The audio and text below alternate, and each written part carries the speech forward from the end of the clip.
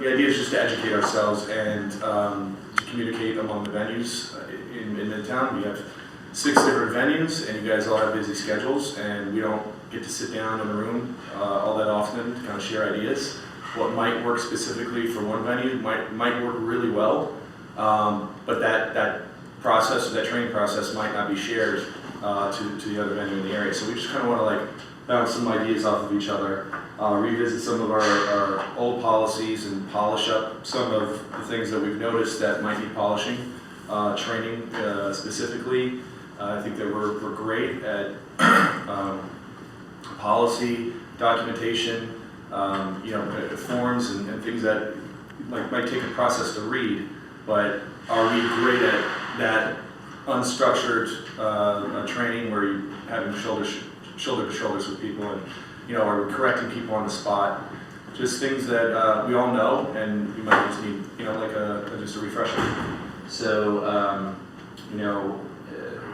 managing in general, I think, is more than just operations, that bottom line. I think like a telltale sign of a great manager is watching someone that has the ability to grow and seeing them grow underneath the manager. I mean, that's probably the best feeling you could have, is to see somebody that has grown under your umbrella.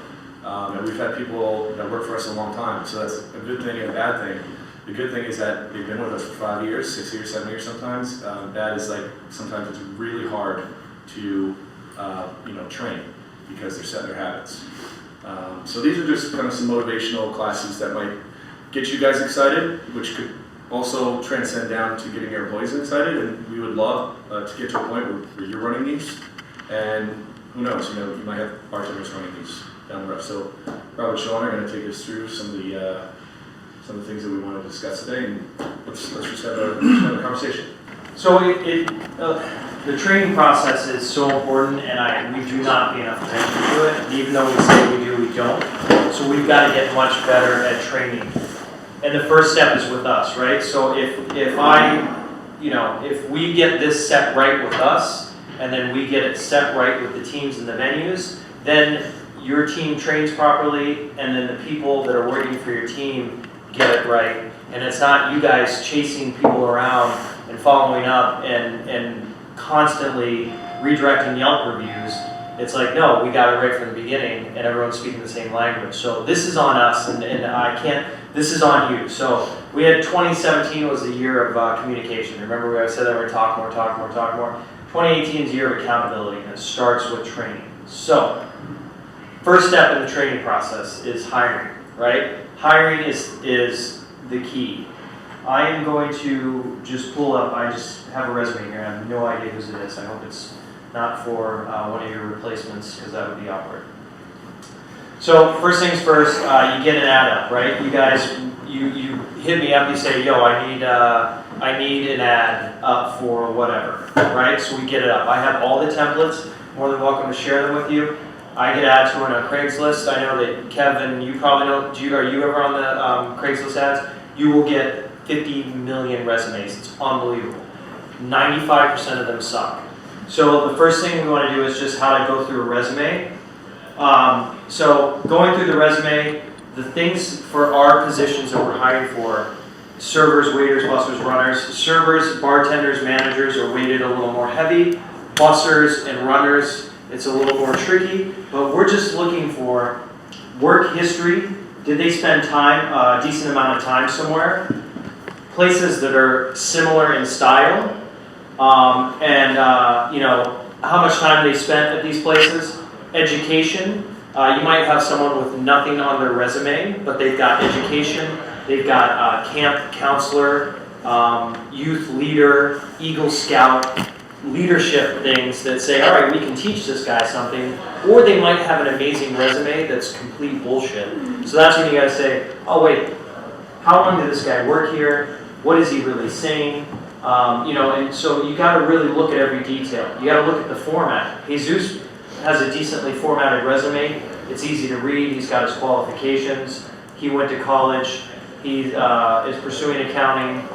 Il Molino, I've heard of. City Winery, I've heard of. Meatball Shop, I've heard of. Some of these times are a little quick, but it is what it is. Jesus might be one that I call in.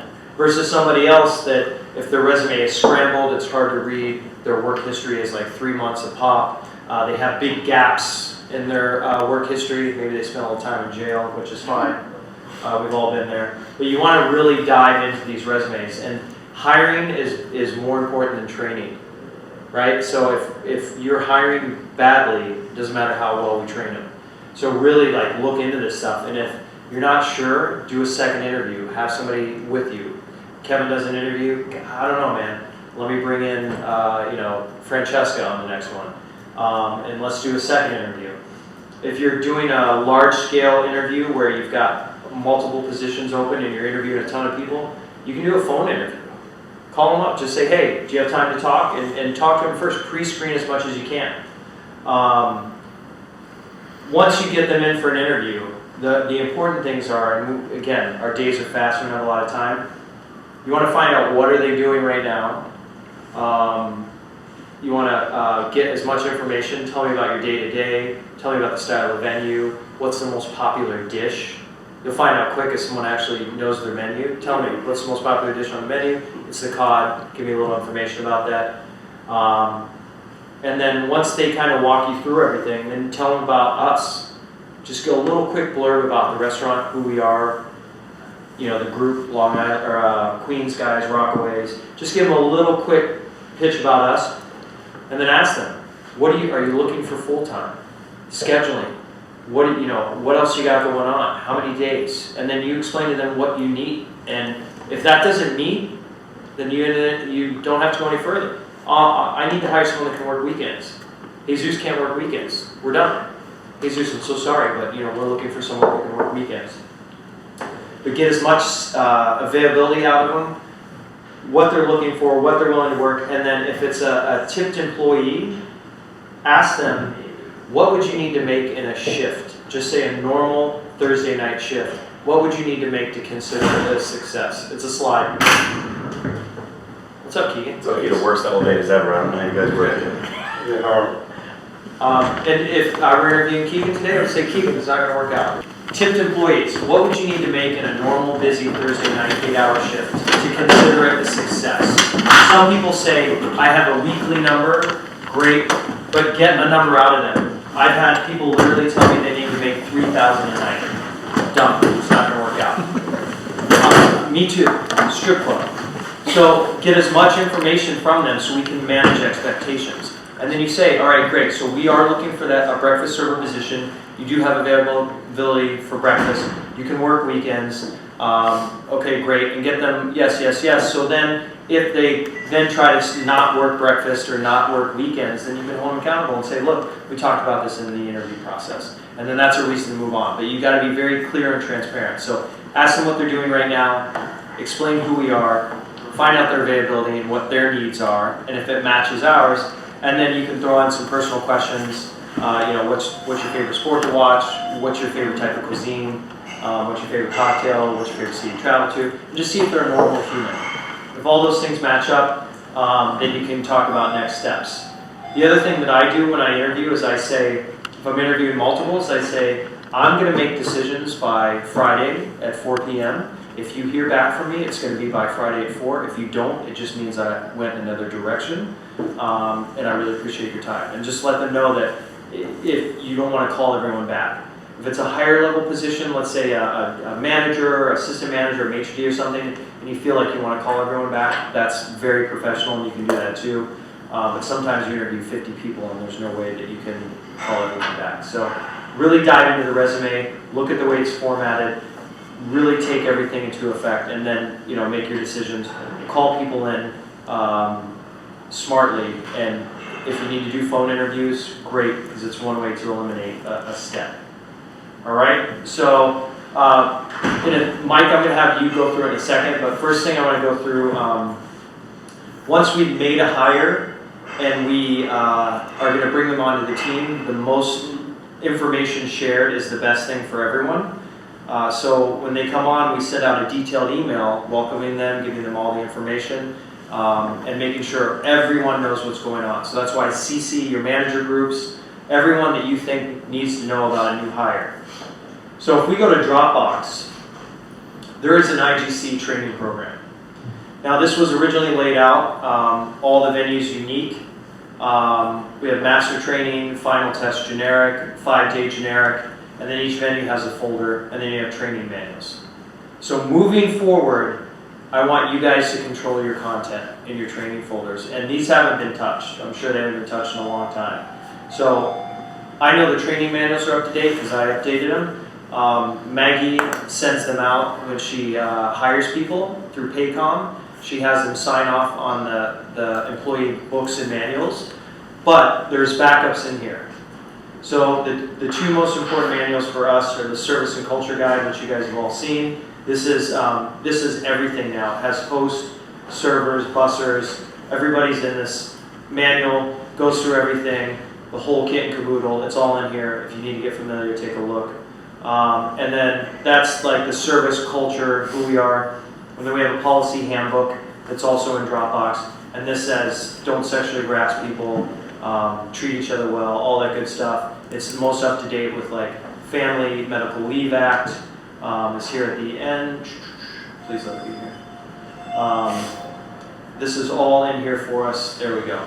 So this is all the policy that's just .gov stuff that we're really out of our control.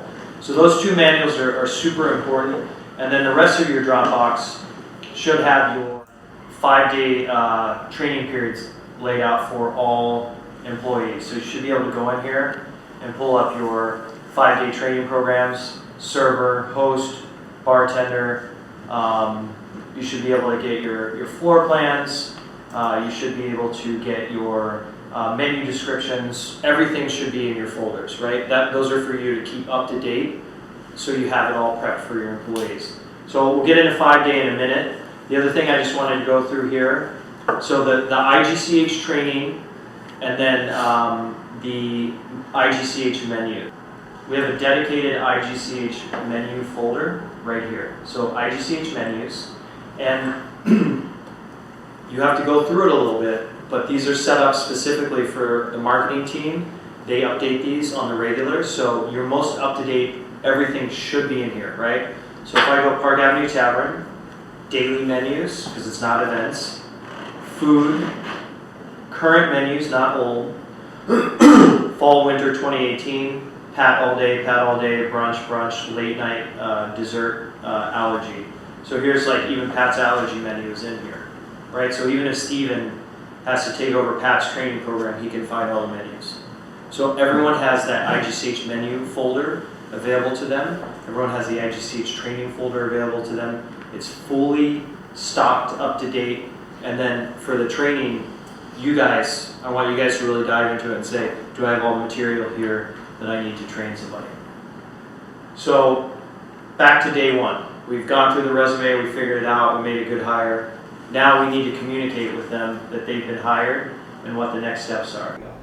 So this is what Mike sends out. So Mike, why don't you kind of walk us through your thought process here and why you send this information out, how you send it out, and what is your objective with this?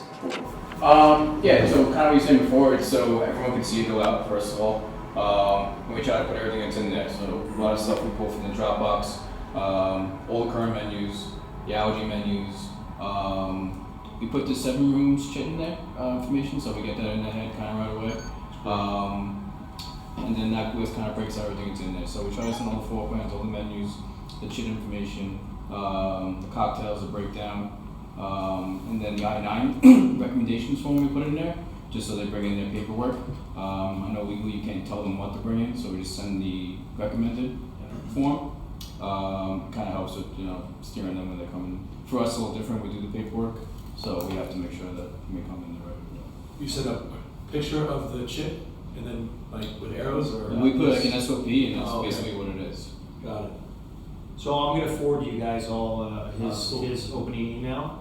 And I think this for us is a good template moving forward on new hires. Do you have this teed up in like a saved email that you just drop in someone's name, or do you pull this together every time? Basically what I do is, because sometimes the menus change, I can tee it up, I just go off the last one. so everything gets plugged in. So I just forward it, delete all information below it, and then the only thing you have to really reattach is the schedule, because that's kind of individualized further. And the schedule on there just kind of tells them who they're training with, what they're doing that day. So And that just goes off the 5-day training program. the important things that he just mentioned is suggested forms of ID. It's considered discrimination if we say bring your U.S. passport, they're not a U.S. citizen. So it's always say we recommend a passport, we recommend whatever. And I always say, hey, we just recommend a U.S. passport. If they don't have it, then we'll figure it out. You're also not allowed to ask them if they're legal to work in the interview process. You have to find out when they can't do the I-9. So again, it's so we don't discriminate. Then what the 5-day training, which all the venues have it laid out, but it's up to you how you want to do it. What Mike has done is he even goes 3 steps further and says, Tuesday, dinner service, trainer, door, Joey. And this is what they're going over. So here's your day 1. Make sure your paperwork, orientation, uniform, floor plan, menu, and all the venues have these checklists. They're already laid out. You can edit them as you see fit, because some venues are in hotels, some are not. Day 2, Oscar, floor plan quiz conducted after day 2. It's, and then it's all teed up, right? So then the conversation is, Oscar, you're training Wendy tonight. Here's your objectives. She's going to do X, Y, Z, how to bust a table, how to reset a table, how to carry dirty dishes, how to drop a dish, how to explain a dish. And at the end of the day, we're going to do a quiz, okay? Oscar, come back and see me at the end of the night. So this is perfectly laid out, and it takes the guesswork out of it, right? By doing this, we ensure that they learn everything that we expect them to learn, and then if they didn't, it's on us. So we can't get mad and say, well, how the fuck does this guy not know how to drop a dish? Well, they should have learned it on day 2. So it's about accountability, right? So Mike, this is great. I know all the venues do a variation of this, but I think this is very crystal clear. Are you guys cool with this? And we'll start moving forward with this format. We can make tweaks venue specific, but all the menus, all the floor plans, lays it out, says this is even wear black pants, black shirt. Any questions, great, and you CC the team on it. Yeah, one thing, I won't say we do this all the time, even when these guys were here, we noticed that we should be doing this. It's good to print it, the training schedule, so you check off what they did. I mean, sometimes, things go by the wayside, and like maybe you'll make day 2, day 3 if they can't get in the kitchen. And you should create a folder so they can kind of see what happened. I was gonna say print it, check it off, and put it in their employee file. Exactly. Because that's what you can always refer back to is when they say, I was never told that, you go back and say, well, on X, Y, and Z date, you're a trainer and owed this and you sign off. The other important part of this training program is pre-shift, right? So we've gotten away from pre-shifts, so we got to get back to pre-shifts. What do you mean? Like just. Oh, okay, got it. So you're saying to the pre-shift dad who's training? Yeah, okay. So, sorry, Sean. So back to the old training schedule. Is Yes. there a policy if they're not ready after that 5-day training schedule, but we don't want to get rid of them? Yeah, so here's the theory behind 5-day training. 5-day training was to get a feel for someone. They're not going to be training 5 days. So at the end of 5 days, if you say this person is worth investing in, but they need 5 more days of training without being in the tip pool, that's fine. You don't have to put them in the tip pool. You just have to say, we need more training. And if they say, I need to make tips, then maybe they're not the right fit. Right. But you can get to the end of that 5 days and say, or you can say, we're going to put you in the tip pool. Normally a server makes 1 point, but you're going to go in at a quarter point, and you're only going to take a quarter of the So session. there's no issue with doing that. There's no issue with doing that. The only issue is taking away. But building up is perfectly acceptable. You're just saying you're only going to take a quarter of a section, so you're going to get a quarter of a point. Got it. And the idea is that just beat them into submission with information and keep testing them and testing them and testing them, right? So that's the other huge part of the 5-day training that we, I guess we can skip to that and we'll come back to pre-shift, is the testing. The testing is like the most critical part of our training that we're not doing, right? So if we're gonna give them all this information, we've gotta test them on it. And we've really gotta follow through. So even day one, floor plan, at the end of that shift, Keegan, let's go, walk me through. Where's table 11? Where's 12? Where's seat 1? Where's seat 4? You know, like, we have to do that. We can't trust that they're memorizing this shit. Day 2, tell me, how would you explain the sandwich today? You know, how would you explain the steak? You know, day 3, all right, your first food quiz. Here's just appetizers, right? And you'll know if they give a shit or don't, if they're gonna learn. But if we're not asking those questions, you know. So what you guys need to do, and this is 100% on you, is come up with your own test for your venue. What do you want them to know after day 1? What do you want them to know after day 2, day 3, day 4, day 5? And it's okay to push them really hard, and then they get to the end, and then they're a little like, and then we can work with that. But if we're not asking, like, you know, the food questions, they're not gonna learn it. If we're not continually pounding them. So, The testing doesn't have to end after 5 days. Like, Correct. testing should continue throughout the progression of a hire. I mean, forever. Yeah, I mean, it should never stop. Maybe like for the training, maybe they get a quiz and then it's like almost like a midterm final type thing where they don't pass the last one, or they do terrible on it. Like, hey, like we know you don't give a shit at this point. yeah, I mean, they should be, it should be just continual peppering, continual questioning. So the pre-shifts, everyone's got a pre-shift form, right? You guys have all seen some version of this, or you have your own version of a pre-shift form, right? Does everyone have this or no? I actually just emailed Mike and Megan to email that over to us yesterday. Okay. So moving forward, we have to do this every day. Every single day, we have to have a pre-shift form that's available for staff, and it's displayed. So the roof is very good about, you guys put your staff rosters up, you put your information for the day, all that right on that bulletin board. These things should be plastered everywhere. Just put them everywhere. PQ, you have a giant bulletin board and the steps, there's nothing on it. Right now it's just see something, say something. Every day, slap that pre-shift on there. Put a pre-shift in the past, tape it to the past. So it's just under there, no one's gonna see it. We just put them everywhere. And then ideally, and I know staggered in times, right? But you should have a pre-shift, standard pre-shift times. So if it's a breakfast menu, you can have it before breakfast, before lunch, and then dinner, you can have it with who's there, and then the next guy comes in, Brendan, let's talk.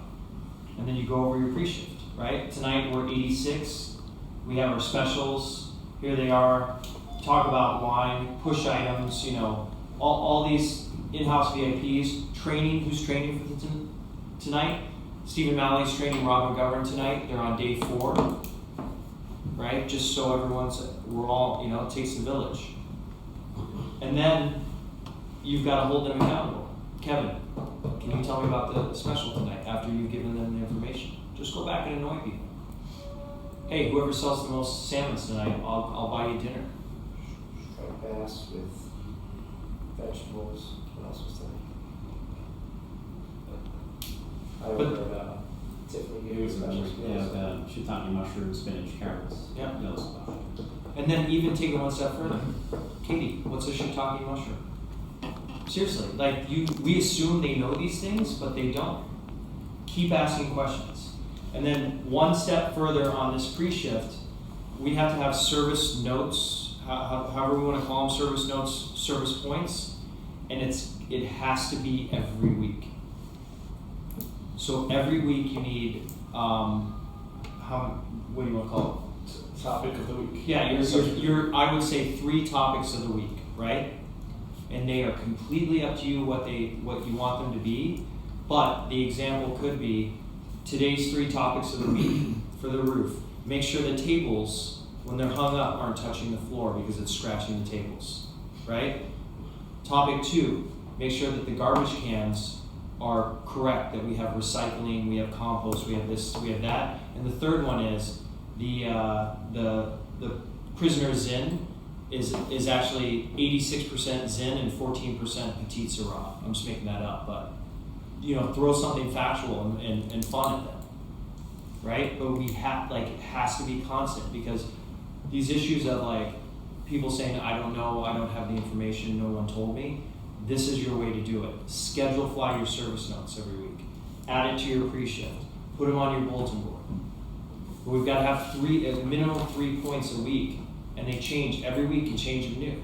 Beginning of the week, hey Matt, make sure the tables and chairs are not touching the floor. End of the week, Matt, give me a service note.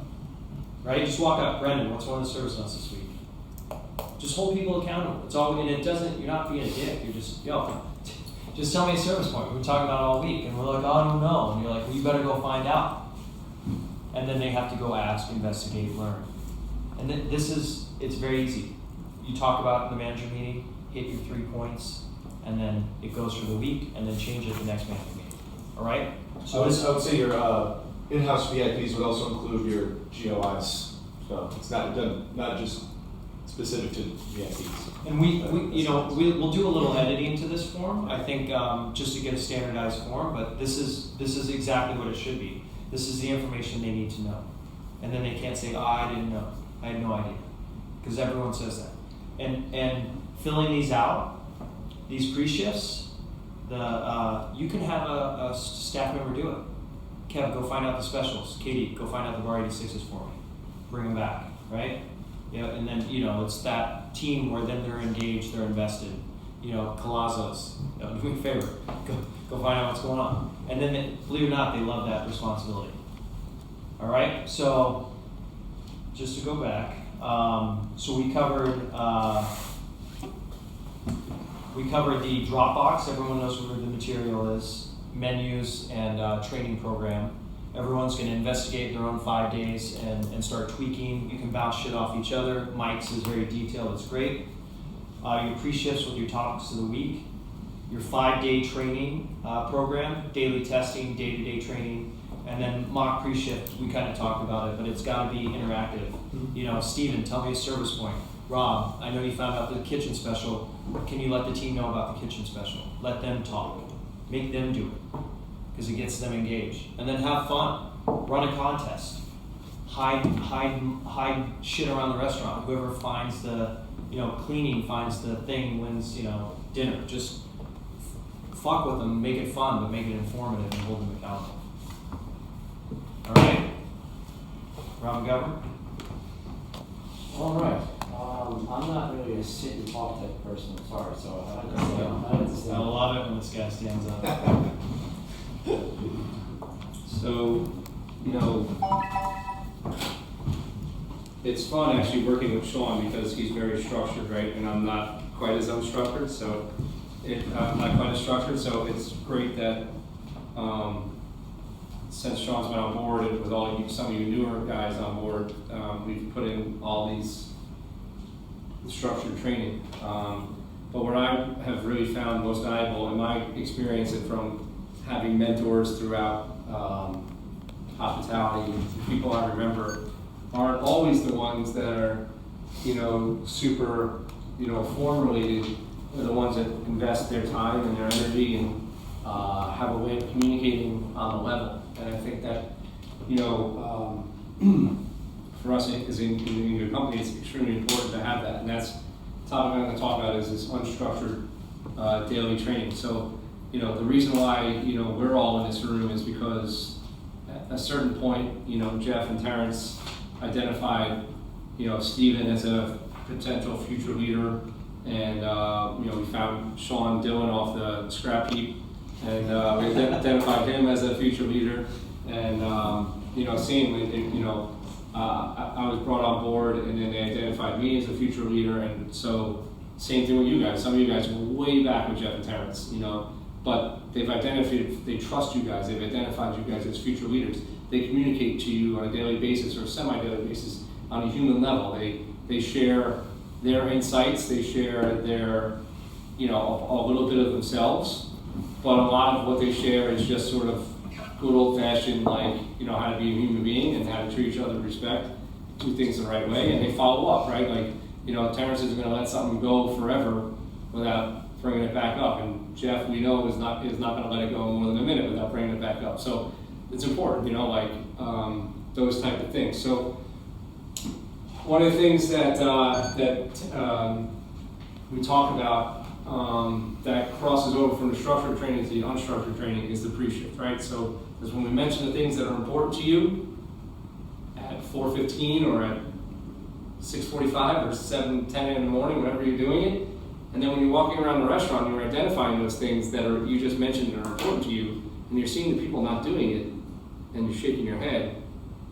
It's not doing yourself any favors, not doing your staff any favors. So it's like, it's that observe, engage, yet constant ongoing instruction that you're doing. Those little things that, like, you know, you've been in, people here could be in the restaurant industry for 20 years. And what is like super, super, super like, you know, no-brainer, reflexive action, reflexive thought that you might have in your head, this 21-year-old or 22-year-old or 30-year-old that doesn't have as much restaurant experience or just life experience or just experience within your own venue doesn't know. So the simplest things that pop in your head that you observe, that you wish somebody was doing, when you don't say it, you're allowing them to continue to frustrate you.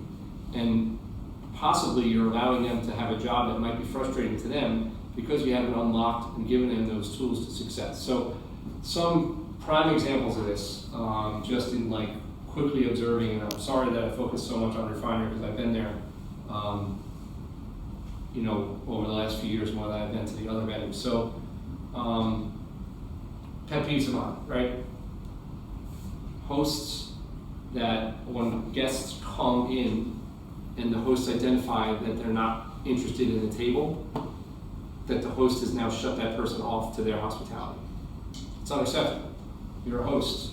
You have a lot of eyes that are fixed in one location that a manager needs to rely on, that always have that full scope of perspective that the manager doesn't have the ability to stand in one spot all night.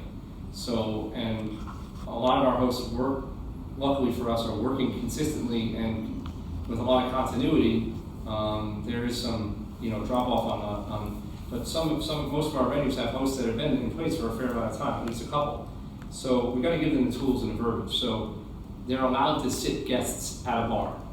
They're allowed to take people and identify where there's open bar space and move people to them. Especially our tight venues, Trademark, we're all kind of tight venues, Trademark, Park Avenue Tavern, Parker and Quinn, those bar spaces are super important. If you can slot people into bar spaces, you've made the rest of the restaurant comfortable. The rest of the restaurant comfortable is going to spend more money. Your service staff is going to be more fluid. They're going to be able to get their tables more. Those little details.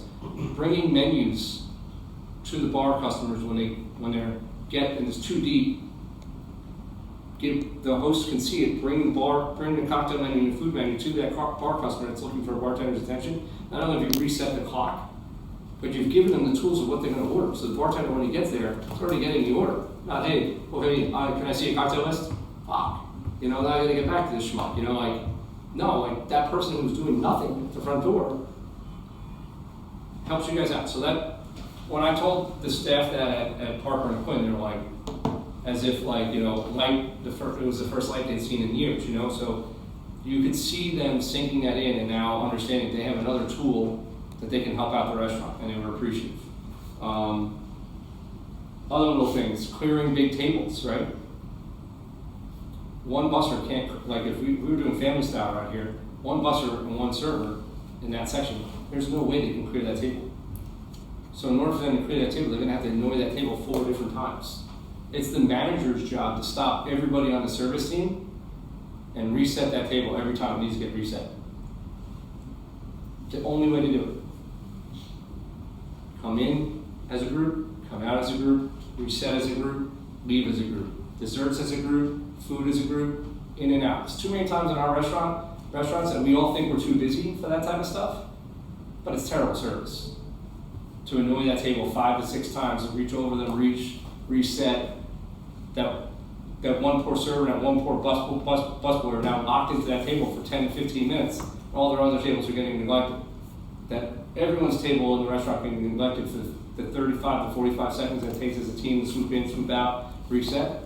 I'm getting specific, but these are little things that you guys need to see on the floor and share that information, because it does no good for me to hold on to it and not share it with you, and it does no good for And you guys are all seeing different things from each other, so you have to talk among each other. Hey man, look, wow, I did this last week and I thought it worked out great. So it's just sharing information.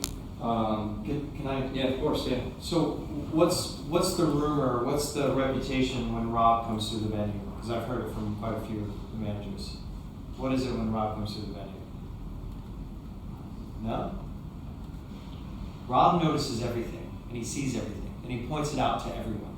Hey, why is this like this? Why are we doing that? Why are we doing that? But he's pointing out to you guys, and that's how you've got a program to point out to your staff. You have to be what Rob's critical eyes, that he sees all that. You got to do the same to your staff. You can't just, like stand, like what he's saying, you just can't stand back and just let them be the jerks and not help us and whatever. I love that Rob walks in and everyone's like, holy shit. So like at the end of the shift, they thank you. Like, Yeah. They'll go, that was great. That was fun working with you tonight. Thanks so much. We gotta be like that. We gotta be better at that. So like if anything, let's learn from Rob on that walk in and just, be able to just break the place down quickly. And he's not being a jerk about it. It's just like, it's accountability. It's 100%. Yeah, it's like I said, observe, engage, instruct. One of the things I always say is it's important to be direct and honest. Like, I think everyone will agree I'm extremely direct, right? But I don't think people, for the most part, if you're direct and honest with everybody, and you're not palling around one group and, being an ass to the other group, as long as you're direct and honest, and like, you have credibility of yourself, like there's, you can take criticism from other people, you can learn, you can continue to learn, and that you're willing to help whenever it's help. Like that's how you're gonna like get more. The whole thing of this, right, is identifying leaders, right? People that respond well to that type of like very fair, consistent discipline and instruction and continual guidance. The people that you notice that don't shy away from it, and their ears perking up, and they're taking it all in, and they're taking those little tidbits to heart. Those are your future leaders. Now, you might have someone come in that's like got guns blazing with all this crazy experience from fine dining and other restaurants like ours. But like when you go give them instruction and you're trying to teach them, they kind of shut you out. That's not your future leader. They found their leadership somewhere else, and they try to force it down your throat. Those aren't our future leaders. Our future leaders are of those guys being like, what do you say? What do you say? That are following you around, and they're soaking up that information, they're trying to figure out how to do it better. What does he do? What does she do? What do they do? How can I do this better? Like, blah, blah, blah. Those are your future leaders. And once you identify those future leaders, that's the fun part. It's like, now you've kind of got your keys to unlocking the rest of the staff, right? So you can kind of filter that information down for them. You have to watch them a little bit in case they get cocky. We all have cocky employees on our staff that it can be taken a little bit too far on like how they kind of wield their knowledge or superiority or inside relationships above the rest of the staff. Seems to be work as a team to get through that. Schedule's a big thing, right? Managing your schedule. You can't have the person who you're giving everything verbally also get everything on the schedule, because then you're going to have everybody else going to feel like it's unfair. So when you identify those leaders, there's a lot of way. You got to, the carrot and the stick, right?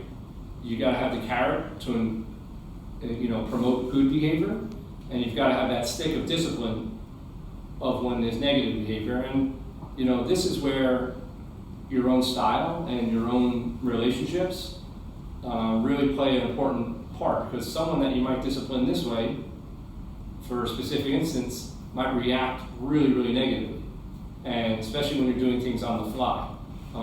Case in point, right? Like if they're burdened with more tables than they probably can handle, and you start busting their chops on like a really minor service point, which isn't that minor, like maybe they didn't replenish silverware, right? You got to understand why they didn't replenish silverware. You got to help them out in that moment, take care of it for them, and then get back to them. But hey, I'll use Tiffany Trainer for a minute. Like, hey Tiff, like I noticed table 43 when we never got around to resetting that silverware. I had to bust her take care of it for you. She knows you're watching. She appreciates you did it for her. She ain't gonna do it again for the rest of the night. You know what I'm saying? No matter how busy she does, her pride's gonna kick in. For other people, you might have to take aside and say, listen, it's table 43. They had a nice bottle of wine on the table. It's a 3-course meal. Unacceptable. Like, you didn't reset that cylinder. And you be very direct with them, and those are the type of people you gotta put in shape. Like an Anise at Parker and Quinn, if you don't look at him directly in the face and give him direct feedback, he's gonna think that what you said to him is not serious. Right? And Link is the same way. You gotta make him stop.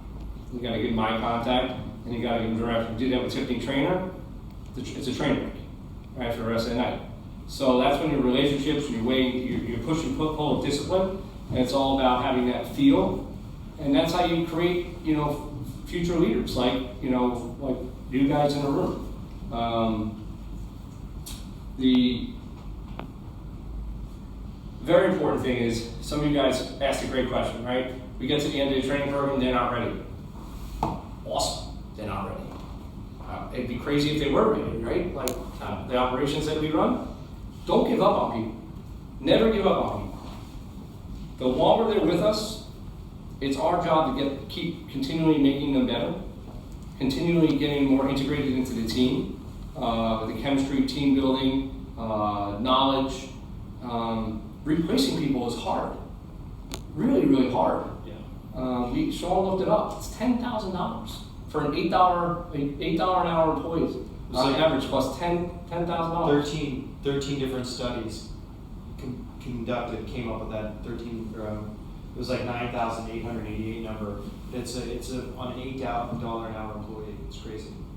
Between all the value of all our hours in this room and what it takes to train an employee, if you added all that up, it's very, very expensive. So don't give up on people. There's always room for improvement for everybody. Obviously, there's going to be cases that are just, it's obvious that they need to go, or the attitude is telling you that they're unwilling to learn or adapt or whatever. But there's a lot of good people out there. We can train. You can train this. Sometimes it's this and this that you can't train. So, it's our job to get them better, and it's our job to empower. Like Stephen said, by the second or third one of these classroom settings that we're going to have, Sean, Stephen, and myself are going to be learning from you guys, because that's what I would get excited about, hearing you guys and hearing what your theories are and how you guys feel about doing it. And then I have my notebook out. I'm taking notes and getting better and having some new tools in my arsenal. So one-on-ones, the shoulder-to-shoulders that you're doing throughout the night, constant activity, vigilance, accountability. Said no detail too small. Sharing ideas among yourselves. No detail too small is important, because there's a lot of times, where I assume, somebody might know something, and I'll notice a detail, and I'm faulty in myself, where I don't say anything, and I should say something. Yeah. I worked at the host stand the other day, and Kevin Yates was working. He's a very good employee, but he came up. Somebody came in and was asking for if we had any availability. He said, "All we have is the high tops," and I was like, I thought about that, and I was like, you just undersold the value of the high top. We have a great table. We have a great high top table for you, is what he should have said, or something along those lines. And when I corrected him on the spot, he was very appreciative of that information. I assumed that he would know that. Maybe he just misspoke. He's like, I never even thought of that. And he's like, thank you. It's like little things like that. It's going to go a long way with all our employees. Yeah, go.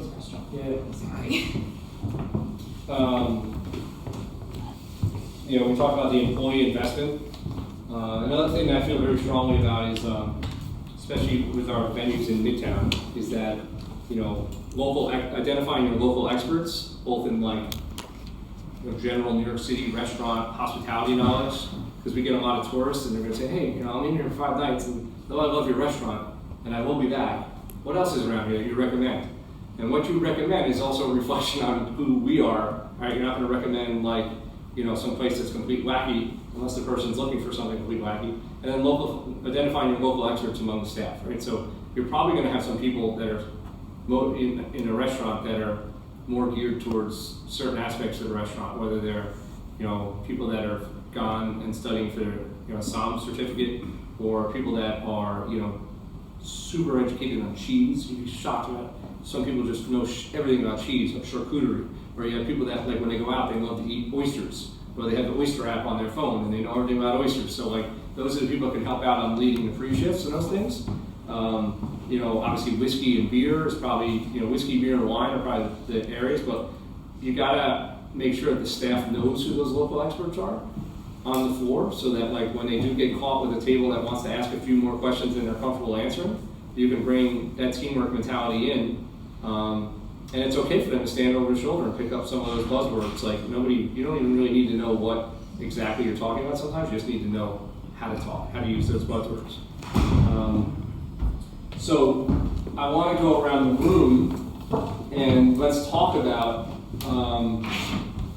you guys in a little bit. We'll start with Brendan, and I'll ask you a different question, and I'll ask some other people. So let's talk about a mentor. Like, let's talk. Have you had a mentor in the industry, and at what job, and what level, and what lessons did you take away, and are you still using some of those lessons? Yeah, I would say these two Irish guys I worked for uptown for about 5 years. It's an Irish bar, 169th and Broadway. I still talk to them, still have a very good relationship with them. But some of those lessons, some of the things you mentioned, and they weren't done in a structured way. It was more like taking you to the side and beating it into you. And sometimes it wasn't always in the nicest way, but you definitely recognize later on the value to those lessons. You tapped into your own personal Yeah, style. and much more like those mom and pop places that I worked. I've taken those lessons much more.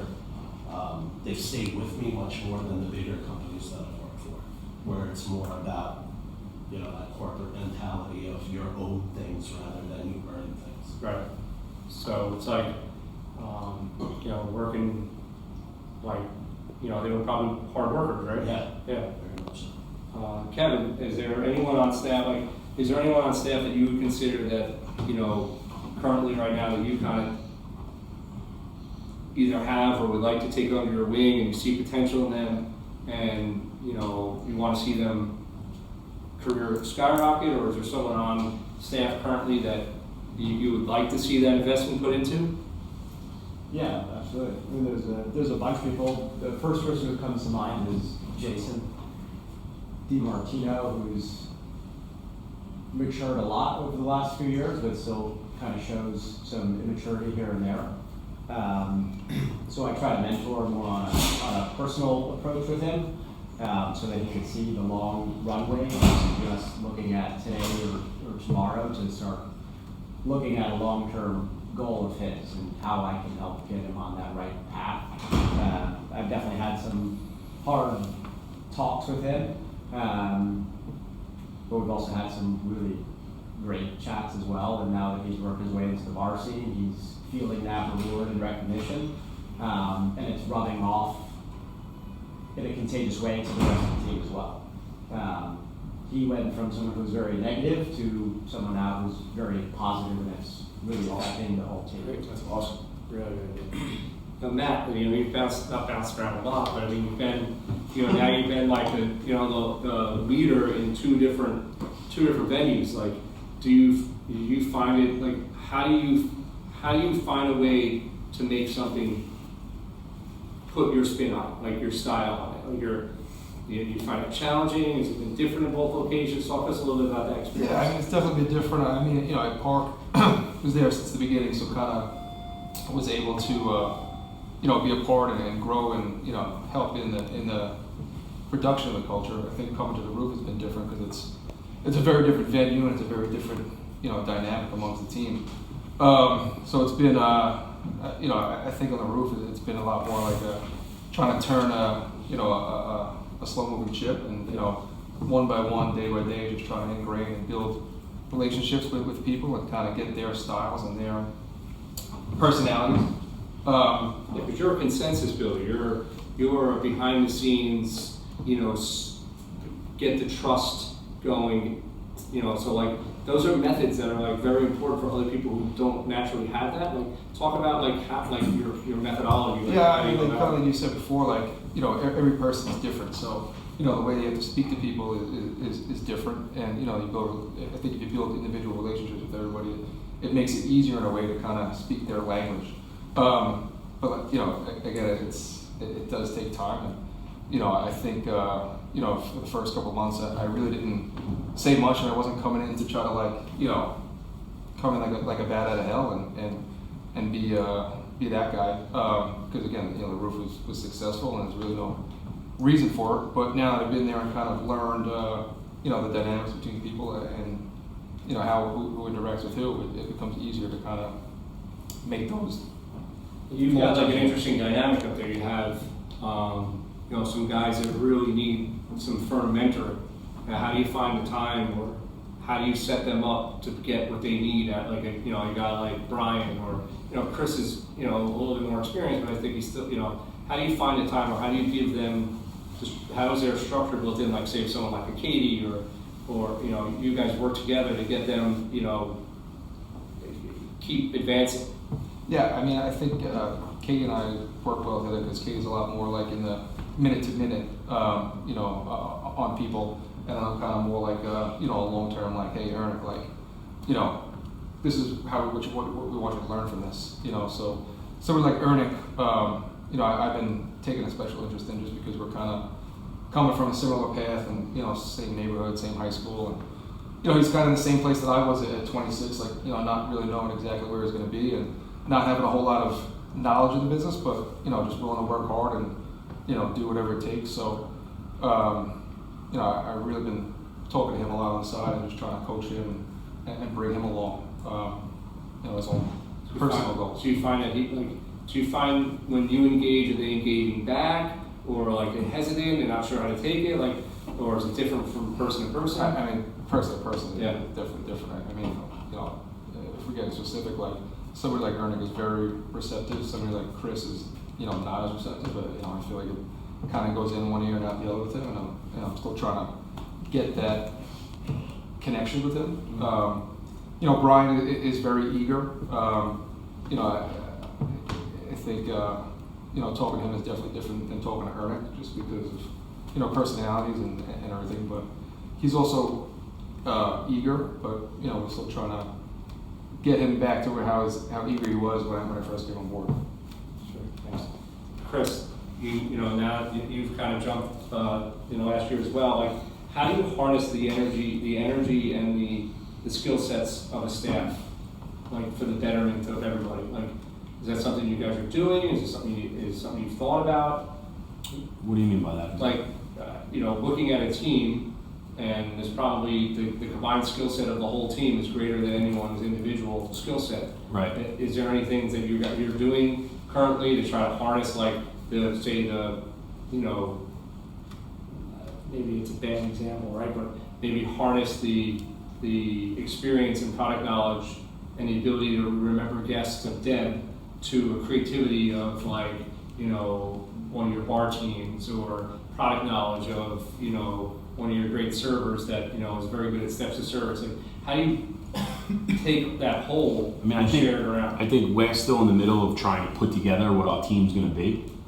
We had so much change going into the busiest time, but now it's like we're starting to see a little bit of camaraderie where, you know, we have a bartender and a ballback and a couple of the guys that are like actually friends now, and that's what we're trying to do. I feel like that's what we had a lot of at Park Avenue Tavern, and I feel everyone works better together when you're a team. Like, hey, let me help you with that. I know you're going to be busy, or even like the managers jumping in and just doing, like, hey Pat, you got a lot on your plate today. Liquor's getting delivered. Like, give me boxes. Let me put it away with you. Like, just doing things together at work, not just, hey, go do that, and then when you're done, let me know. Are you still finding like that aspect of things a challenge there? With certain people. Does anybody have like anyone gone through like a similar experience that like has some, you know, words of wisdom? Obviously, every situation is a little bit specific, but you know, if there's anything that, you know, you guys have, you know, Brendan, you know, you're going through the same thing with Chris, and you know, maybe you've seen it in other places, and you guys can, you know, share some topics or whatever that help you guys power through that. I think, honestly, you got a structure. You got to build it into your structure. Don't, you know, things are going to happen naturally. They're going to happen naturally if you put something like a structure that everything can kind of, you know, coalesce around. You know, just don't let it float out there. I think you're gonna it's going to take a lot longer. You might lose some talented people who are waiting for that chemistry to develop, waiting for that leadership to inject themselves to Yeah. find ways to, hey, listen, I'm the pole, rally around me. That's what we're talking about here is leadership. It was a lot like, Yeah. like kid Pat, for example, the ball back. We took him in from Bungalow. He was a runner. He never even ball back before. The kid came in, I'll work. Never said no and just keeps asking questions and wants to learn. I think it's a lot like, you see bartenders that get out of my way and like, no, that's not what we need here. We need you to show him. So he's a bartender in 6 months. And some people will get on board with that and then others don't. I think the ones that don't just, they don't belong there. Yeah. So that's part of the stuff that we're trying to move past. And like Will Benedetto has been great for Pat too, like showing him things and telling him things that, he has no idea, never even heard of. So it's great. Using a resource, right? Right. Using a So I mean, that's been a big part of it there. I think that, sorry to go off topic a little bit, but I think that goes back to, hiring the person and not necessarily the skill set, right? So like, I think in places we've always been successful hiring people that we know will work and we can mold, and not necessarily because they work somewhere and had a great experience in another place, but because they're, willing to listen and do what needs to be done and, do what's asked of them even when it's outside their, their job title. You guys, Kevin, do you feel the same way about that? Hiring people over skills? Absolutely. Yeah, I always try to put people into 4 boxes with, say high skill, high motivation is going to be the model employee that you want to hire, but I'd rather have someone with high motivation, low skill over the person that has high skill and no motivation, because those are the people that you can never develop and that you lose control of very quickly, and they're the ones who become a problem for the whole team. How do you feel we do as a group in that aspect of hiring? I think we've been doing well. Our team at PQ, it's not perfect, but we have a solid. How about on the management level? On the Does management that level? translate to the management level too? Like for say like with Sean, Steven, and I, if we're trying to identify managers, do you think those, now that you've all of you guys this year have worked with a lot of new managers, a lot.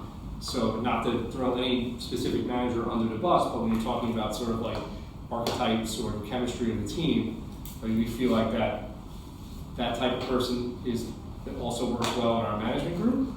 Or do you feel like we really need to come a little bit heavier on the skill sets? I think it's a lot of having people that are better at certain things. Having a guy that is great with, like you said, pointed out Mike, with the emails and being on point with that and knowing Excel, like all that kind of office work, and then having a guy that's good with wine and all that kind of knowledge, and having another guy that's good with touching tables, and like having everyone knowing everything, but some having sides that are better than others, Which is what we try to do, right? Yeah, I was going to say, And that's you kind do of know why the we trademark put is a big piece of that. a lot of the switches. That's why we don't work together anymore.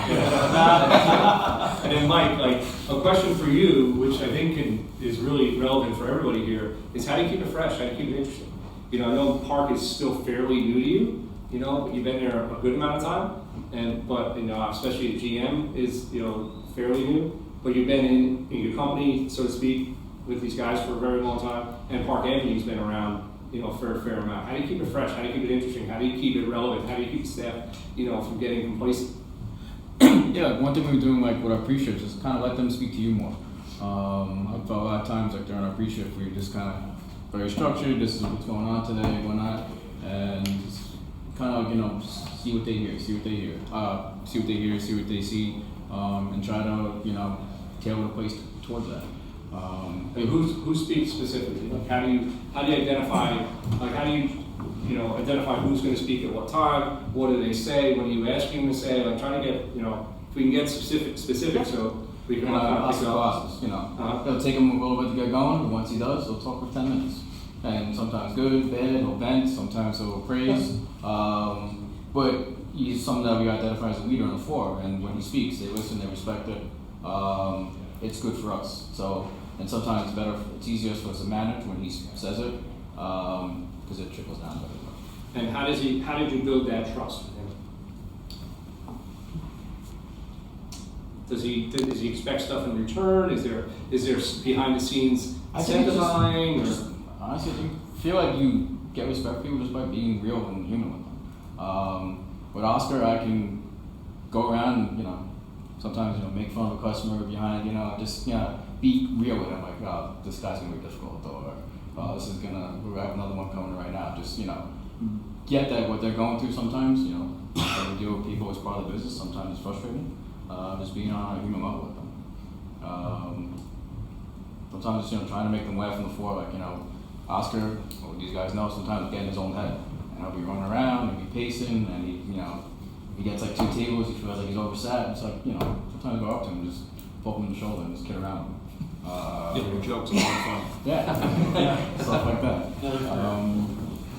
Being in the trenches with them alone is. Yeah, kind of what Rob said before, especially with all what we're trying to do with GUIs and get to know people. For us, me personally, I'm not go up to the table and just start talking. It's, busting the table, dropping the drink. When servers and busters see you do that, it's easy to manage them too. I think it's also important to have the follow-up with the employees. If we're going to be having those, like you said before, reminding the staff, like, hey, you didn't do that before, you didn't do this before, to find those moments at the end of the night and say, hey, this is a crazy night, but you absolutely killed it. You took all of that advice and you're really taking it in, and it's showing amongst the entire team, like all of the managers have noticed that you've really excelled and stepped up, so great job. One of my favorite things to do is at the end of a crazy busy night is go to the back of the house and sit back there and say, you guys absolutely killed it, thank you so much, you were awesome. Fist bumps, high fives. That's all they need. Goes a long way, yeah.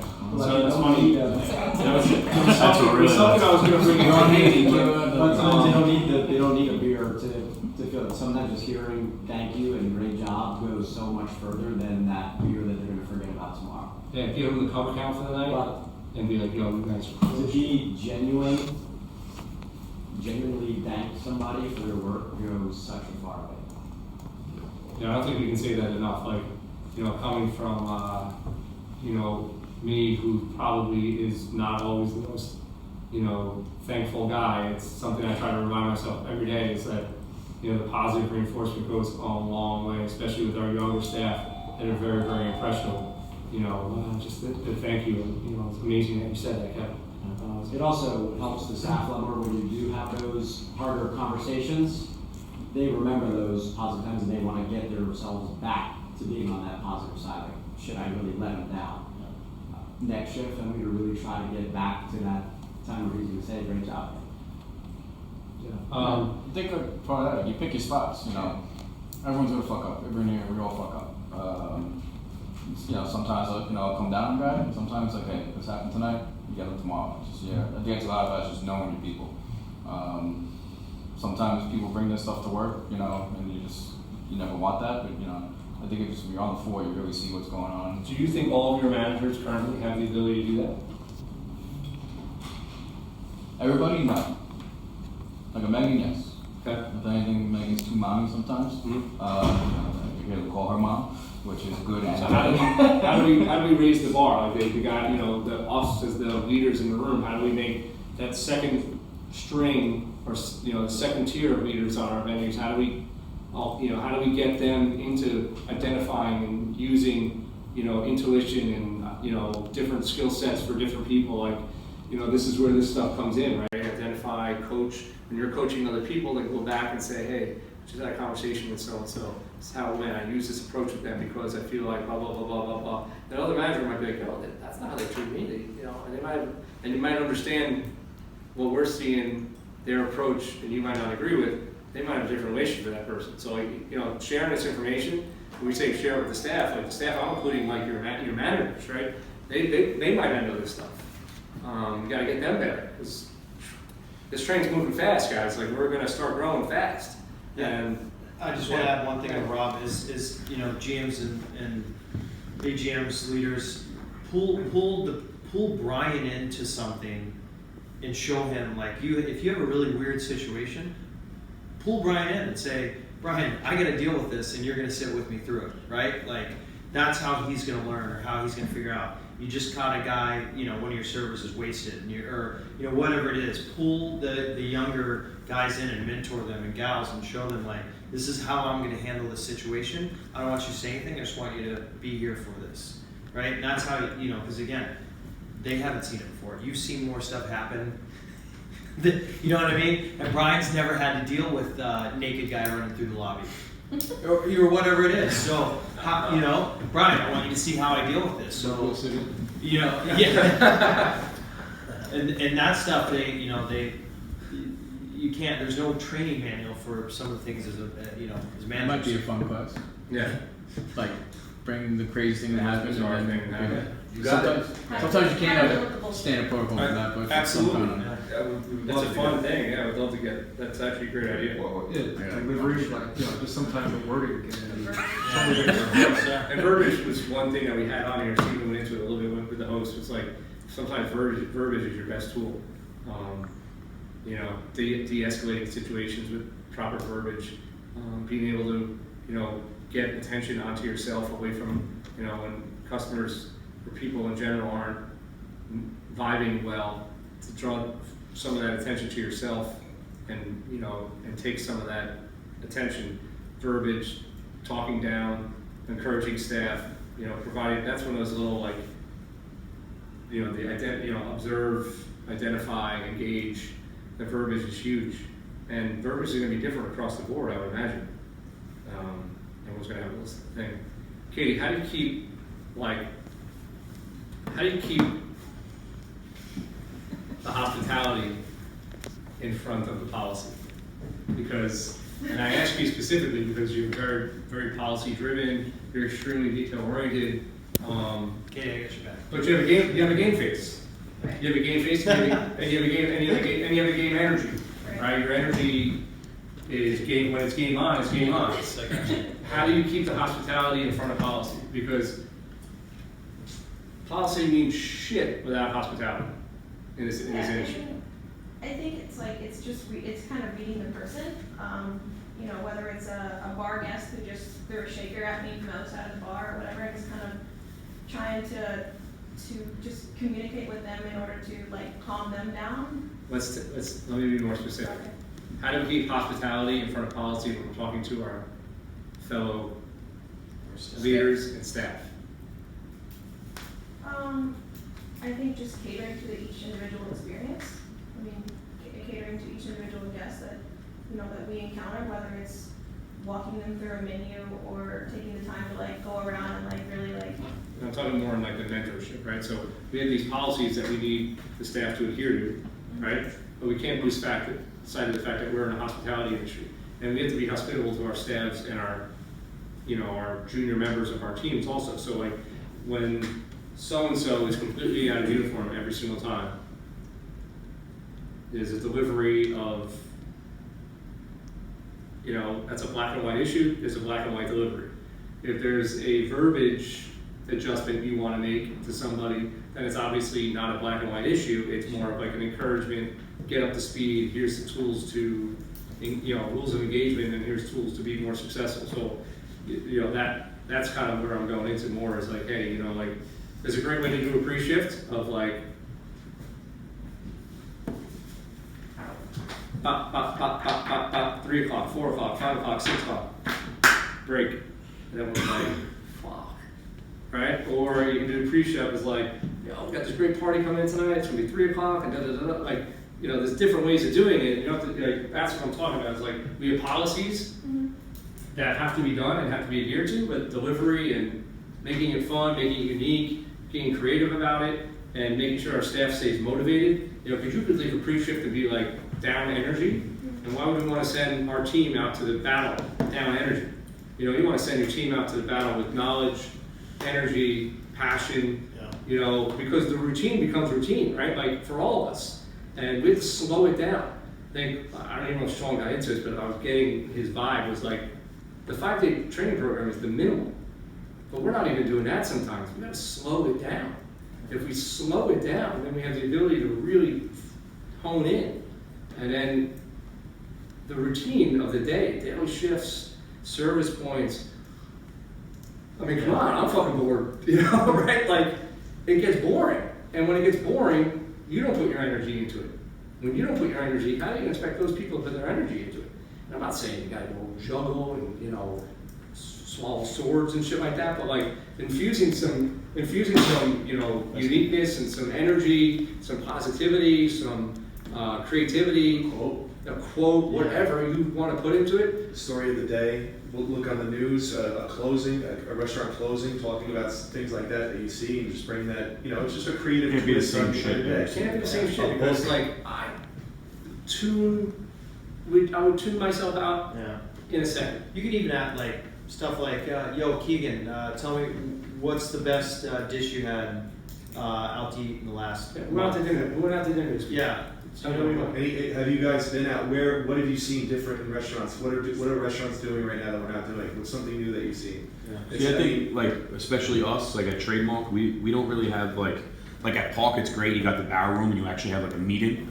Us, we like huddle around and you stand around the bar and maybe we take it into the lobby. Everyone sits down and we actually have a pre-shift. Right now, it's just everyone holds over. You get the specials. And I see, and listen, that's already a big step for us, just getting those huddles. You're more than welcome to huddle in the lobby. Yeah. You can say, you know what, I want to take everyone in the lobby, and you can say, Sarah, I need you to hold down the fort for 10 minutes. I got to talk to these guys. I mean, at that time of the day, you couldn't do it. I think you can, but you got to. And we'll get a 1-star Yelp review the next day. I used to have them. We had like a super diverse staff. I'd have people do the pre-shift in their native language. Everyone can see the pre-shift and they know what the words are. But I'd be like, all right, Kev, I want pre-shift in Portuguese today, and they fucking walk through it. They'd all get a kick out of it, but then they'd all know the information because they're all following along, listening to everything in Portuguese, and they'd be like, all right, holy shit, this is crazy. Let's go. Just something to break up the routine. Yeah, because routine's great. Do the routine, most of the time.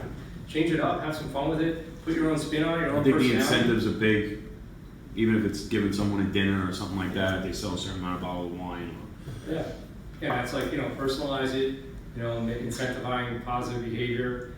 We have IGC swag that you guys can, say this employee was kicking ass, and we get a hat or, whatever or something. There's stuff, there's tools that we have that they're all yours. I think I mentioned, I didn't mention it, but you have a whole restaurant at your disposal. Like, there's no Sean, Terrence, Rob, Steve hanging over your shoulder. Don't give away that burger to that staff member that's killing it for you. It doesn't exist. Yeah. Bottle of LeBlanc. Yeah. Yeah, LeBlanc is a great giveaway. Yeah, gift wrap. Gift wrap that bottle. If you come later, we have to take one home. I spoke way too much, and but that's, you guys get the gist of it. It's like the most important people in the company are in this room. And, I hope you guys know that, and hope you guys, how great of a job you guys do.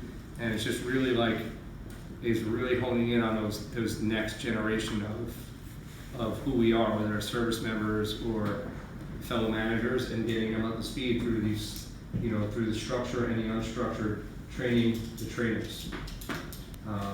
That's kind of what we all need to do. And then Steven's got a whole program in place. I think we'll share soon enough, but if there's any segments that you guys think would be valuable, I think that's an amazing segment. I think you brought it up with the unique situations. Yeah. So it's amazing. Sticky situation. Sticky situations. This is amazing. We haven't learned so much from that. What would you do, right? Yeah. No shit. Got a lot of those, right? No shit. I had the valet show up from the previous year. Pissed off that I didn't use him for valet this year, and took 5 sets of car keys and threw them in the Sag Harbor in the water, and it was all Range Rovers. Fire. And Yeah. Fire.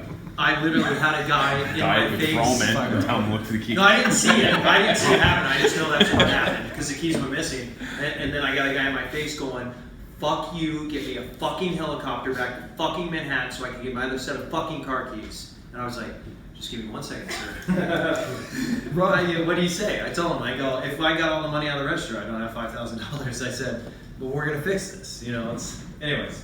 That guy's So, fired and kick his ass. Listen. Let's go. The word of 2018 is accountability, 100%. So there's a couple things that we got to look at, right?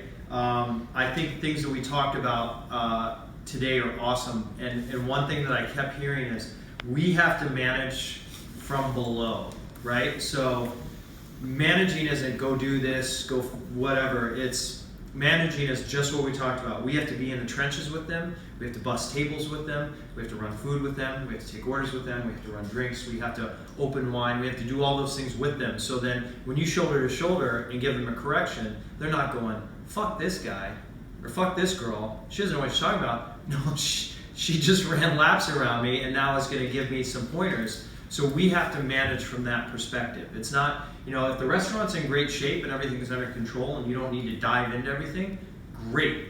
But if you feel and you know when it's sinking, you got to get in there and bring them back up and get them out of the shits, right? Identify I always say manage from your weakest link.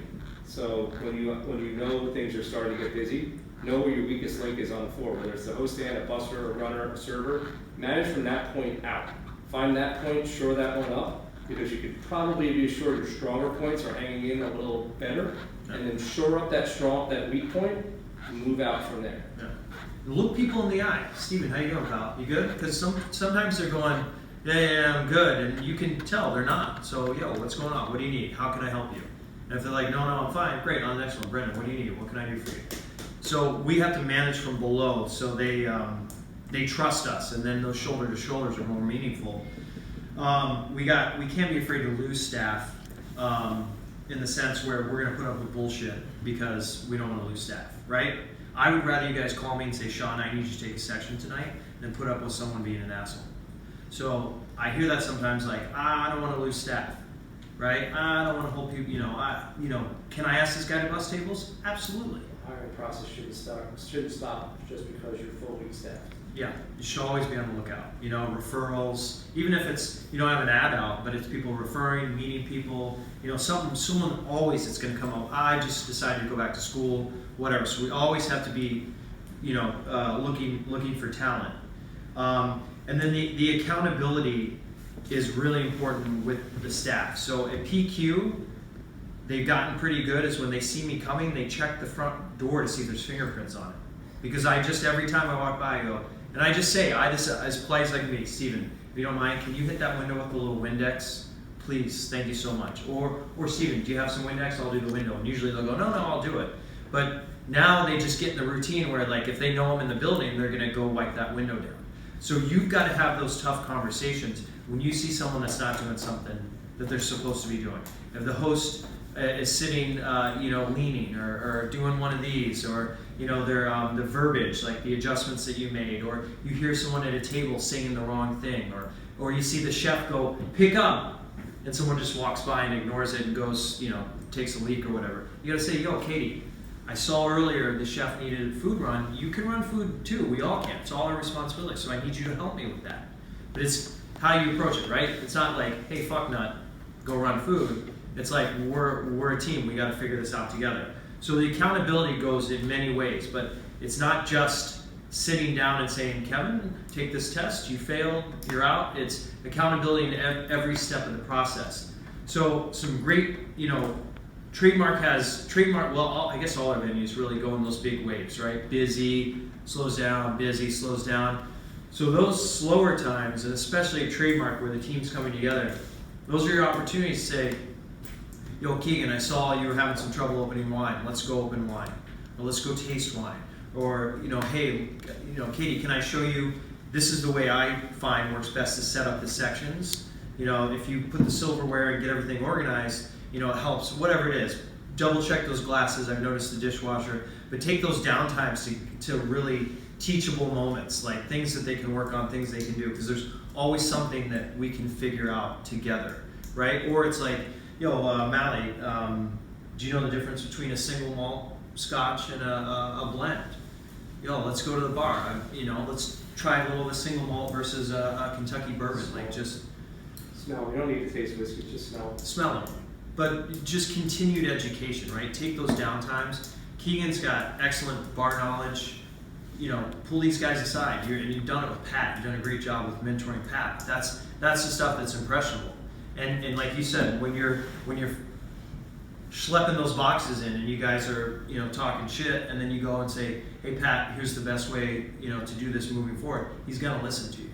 But it's all about that accountability. You cannot turn a blind eye. You can't say, Link's a great server, but he doesn't bust tables, but he's a great server, so I'm gonna let him get away with that. I'm not saying that's what we do, but everyone's got to be accountable. There has to be accountability top to bottom with each other.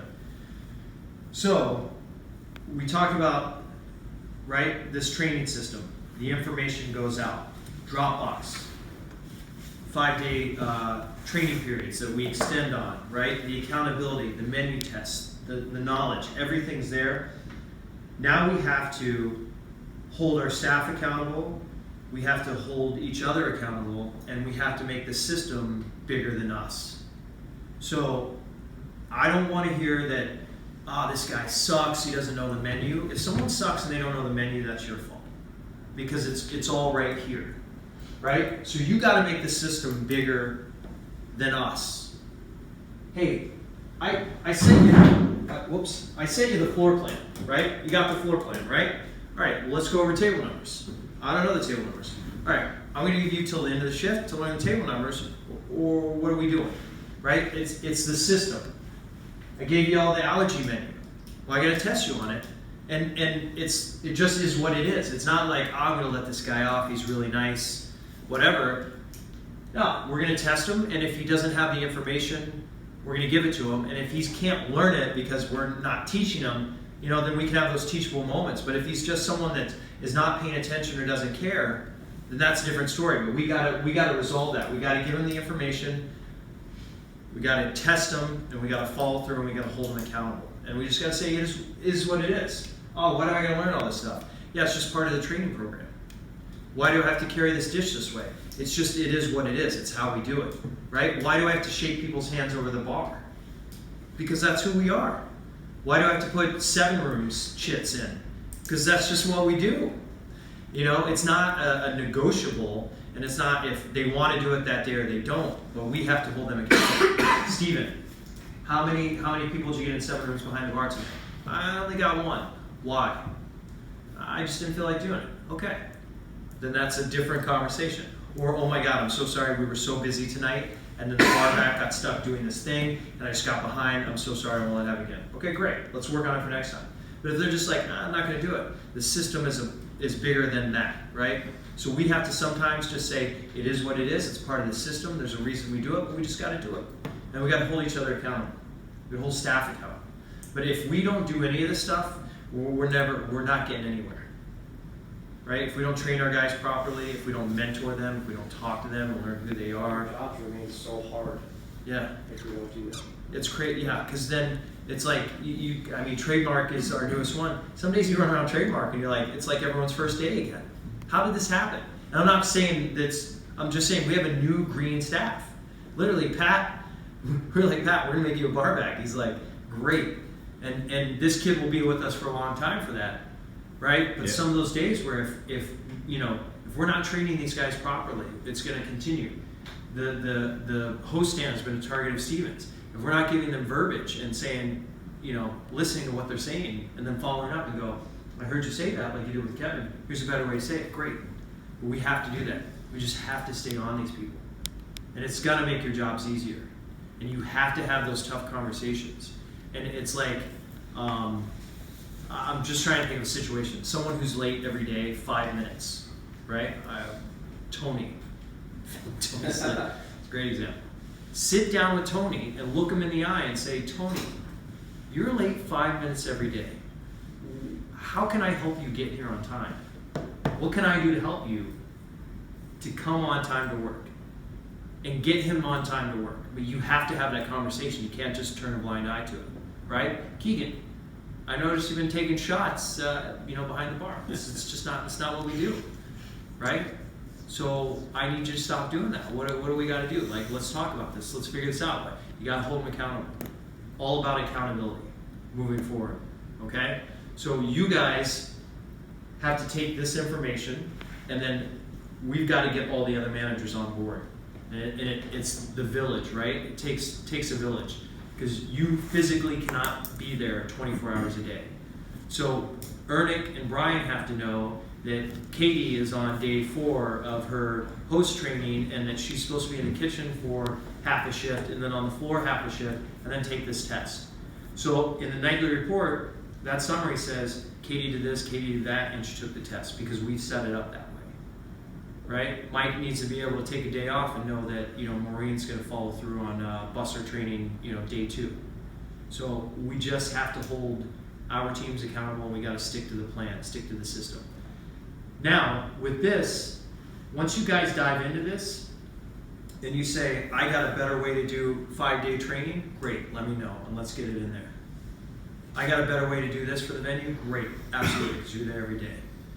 But if we're just ignoring it and not paying attention to it, it does us no good.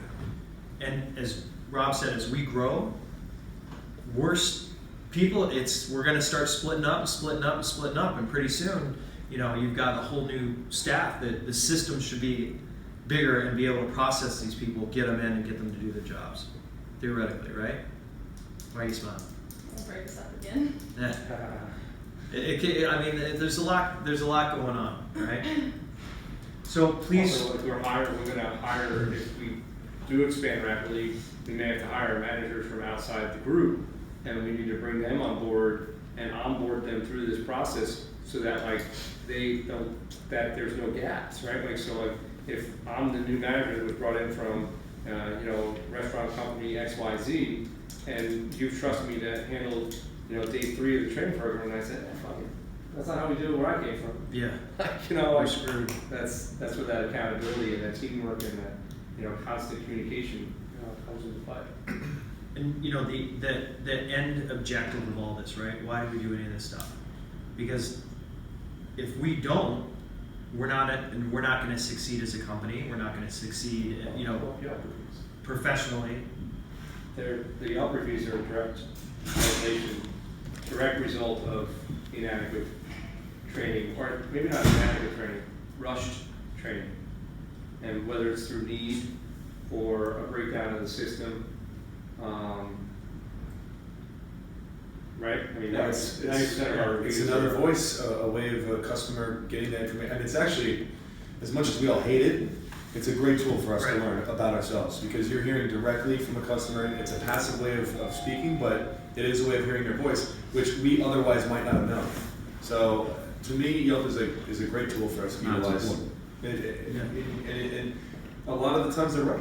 We have to look ourselves in the Our measurables are different than an individual's experience measurables. So if I can tie up a brunch service and I've got 440 covers under my belt, $12,000 in sales, no refires from the kitchen, blah, blah, blah, blah. And then 2 days later, I've got 4 Yelp reviews and 2 are positive, 2 are negative.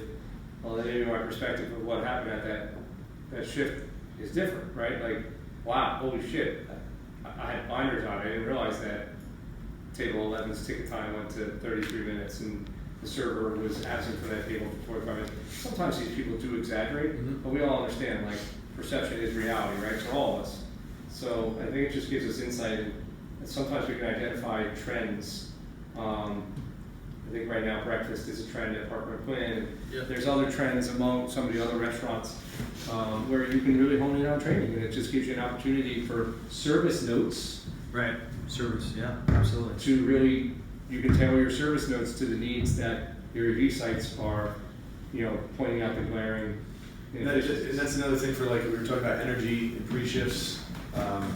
Reading a good Yelp review is also motivating. I just think it's great, especially if they name it staff, by their first name, recognize them, let them know that we pay attention to that. Yeah. It's something that we want to hear. Those are all tools you can use to get people excited about their jobs. So if you look at this post-service and low-quality meals, right?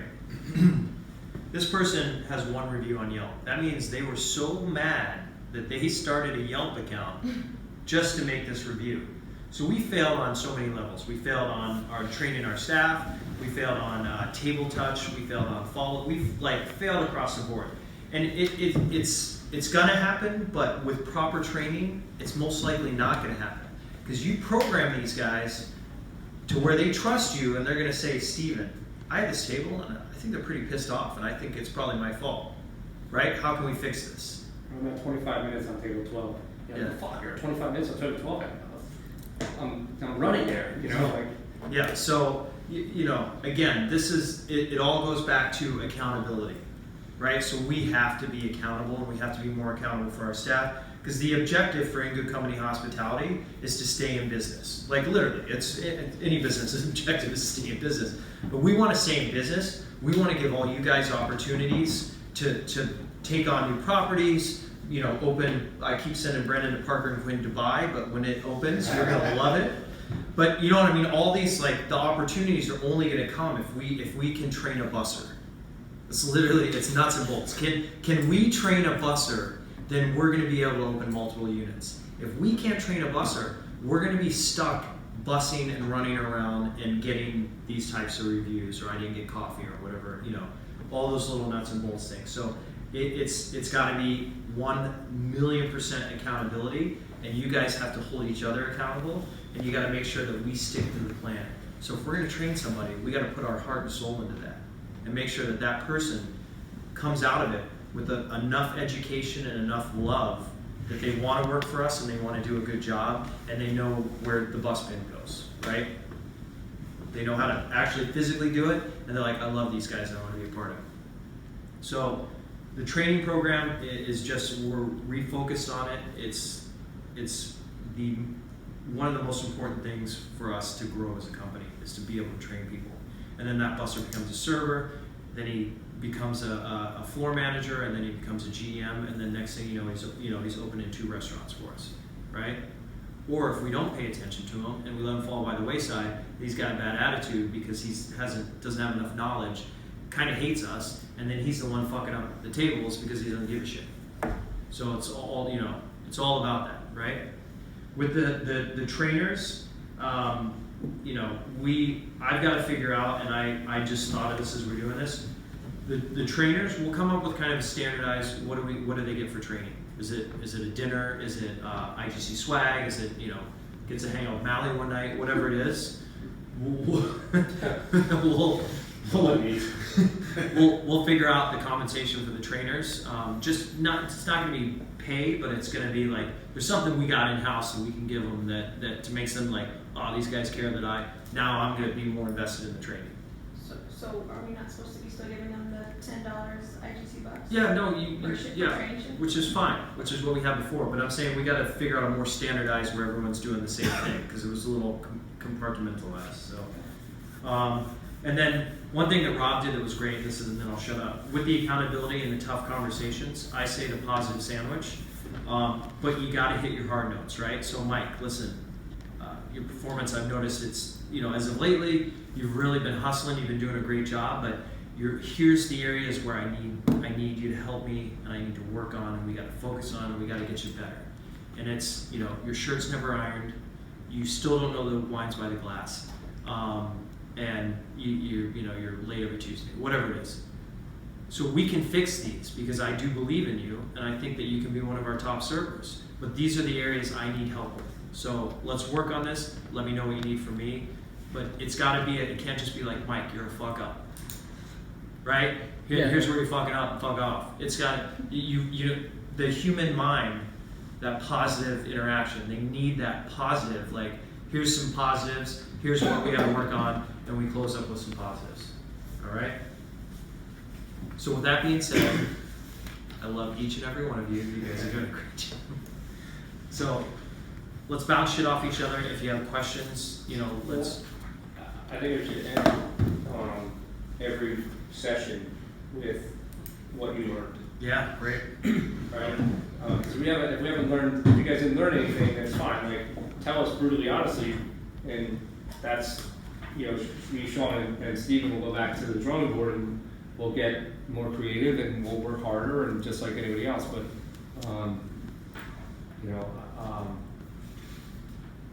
me, I'll go first because I don't want to put anybody on the spot. I think one of my big takeaways is what Kevin said, was focusing on the positive, because I can never hear that personally. I can never hear that enough. It's definitely something that I personally try to work on every day.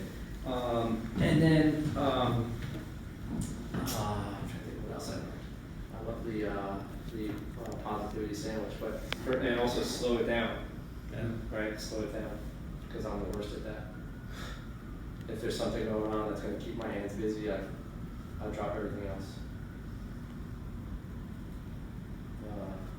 Yeah, Matt just talking about how, like, you really have to approach everyone differently, right? So some people respond to a slap, some people respond to a hug, so how you're going to speak to Ernick versus, Brian, like, that really hits home, like, we can't treat everyone exactly the same, you know, in how you approach them, because they respond differently, right? Like you were saying with Tiffany and Anise, it's a great reminder that you have to get to know your people, to get to know your team, understand what makes them tick.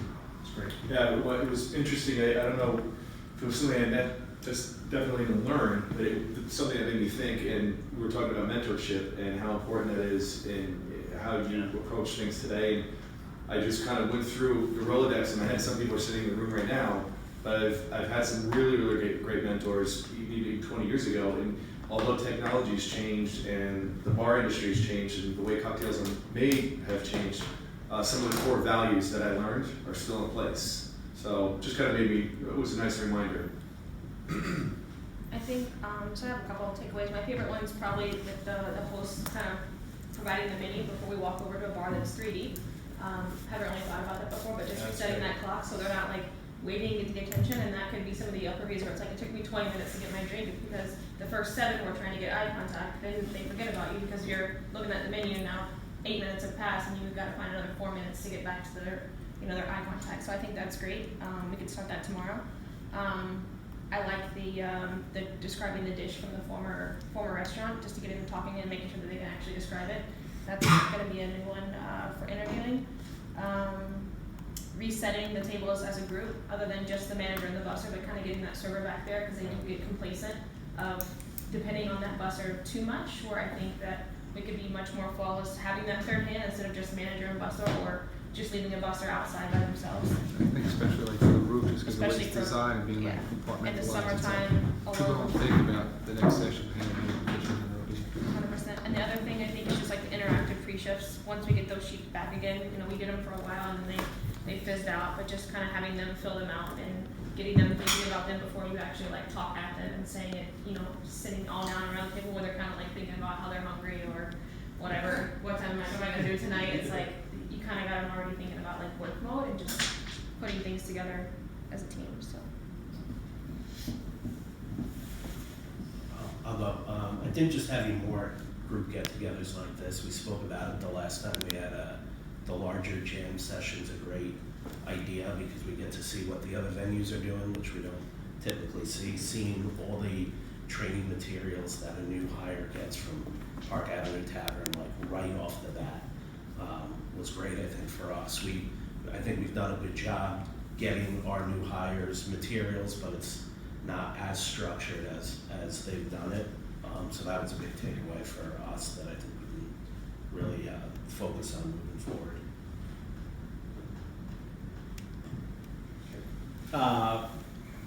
I really liked hearing about setting up these new hires, the email format. That's a really great idea, but including all those attachments, because I've been kind of struggling to figure out how we can get the information to the employee, and the earlier we can get it to them, the better. Eliminates all of the managers asking, did you get this shit? Did you get Then we know that we have it. Like we've been given it all that, so much paperwork on that day one, and they end up leaving with such a huge stack. Whereas they'll have the whole weekend to kind of start reviewing, and then there's no excuse as to why they don't have it. Puts the system above. Yeah. I think it empowers them as well because, like with Brittany, our previous new hire, I sent her probably 8 of the 10 documents I had up there, and I'm like, oh, I got this printer for you. She's like, oh, I have a printer at home. I have everything right here. And I'm like, wow, like this girl, she's ready to go. She had them 4 days ago. She's like, I have a new printer, my favorite tool. Got it in color. I got here this and this and this, and I'm like, we'll save this for the next person. Yeah, like, and what's bonus that? points, What's that an indicator of? She's on. She's Yeah. ready. She's motivated. She's gonna come in hungry, and like she's already looked at it, took the time to like print her own packet. So it's like gold star right out of the bat. Like It's great. Future leader. she's awesome. So do we need to go again? kind of covered a lot. Mike's like, I learned how to email. I think pre-shift in general is just so big, so important to the night and how the night's going to go, and you're feeling your staff out and how they're feeling. And I think one thing we didn't mention, which I forgot, was new product integration pre-shifts. You're always bringing new liquors in or Yeah. menu item or whatever. special of the week or, anything like that. I Maybe just takes think one, We used to it's break a little down fun thing. more of a pre-shift meeting and not just, here's the specials, go get them. It sets the tone. Yeah. It sets the tone of your night. And then I liked what you said about the hostess. Instead of just like, I'd be one to just go and just take the customer and bring them to the bar rather than just pull the hostess aside and be like, hey, listen, next time, just so that when I'm not there, she's doing it or he's doing it, whatever. Exactly. I think it can also be good during pre-shift, right, to, we get so hung up on the bad tables that we turn into jokes that we are like, oh, remember that table last night? They did this, they were that funny, that we could put them on the spot and say, tell me about a great table you had in the past week and why it was a great table. What did you do to help make it an even better experience for that guest? Yeah.